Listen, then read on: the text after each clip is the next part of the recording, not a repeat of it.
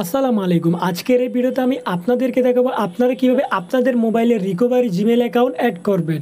এই recovery Gmail অ্যাকাউন্টটি কি? মনে করেন আপনি যে মোবাইলটি দিয়ে আমার এই ভিডিওটি দেখছেন, আপনি সেই মোবাইলে একটি ইউটিউব চ্যানেল ক্রিয়েট করে রেখেছেন জিমেইল অ্যাকাউন্টের আন্ডারে। তো মনে করেন কোনো কারণে আপনার ওই মোবাইলটি কিন্তু চুরি হয়ে গিয়েছে। আপনি কিন্তু আপনার জিমেইল অ্যাকাউন্টের যদি পাসওয়ার্ডও আপনার জানা থাকে, আপনি যদি অন্য মোবাইলে সেই জিমেইল অ্যাকাউন্টটি লগ ইন করতে যান, তখন কিন্তু আপনি লগ ইন করতে পারবেন না।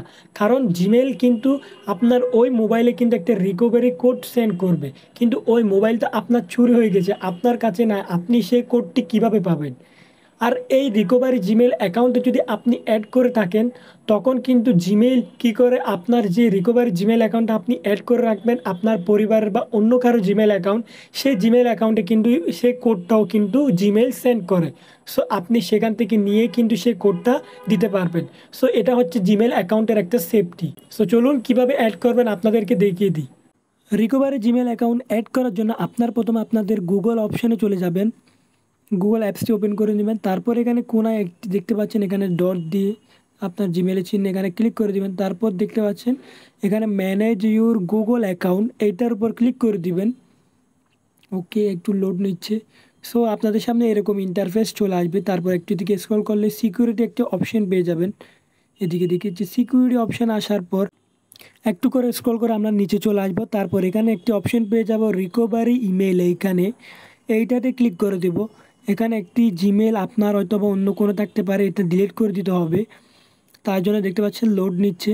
সো এরপর এদিকে নিচে থেকে কন্টিনিউতে ক্লিক করে দিবেন। কন্টিনিউতে ক্লিক করার পর কিন্তু আপনার মোবাইলের পিন বা ফিঙ্গারপ্রিন্ট বা পাসওয়ার্ড দিয়ে দিবেন। তারপর কিন্তু লোড নেবে। তো তারপর দেখতে পাচ্ছেন এখানে কিন্তু ইমেলটি চলে এসেছে। আমি জাস্ট এটি এখান থেকে ডিলিট করে দিব।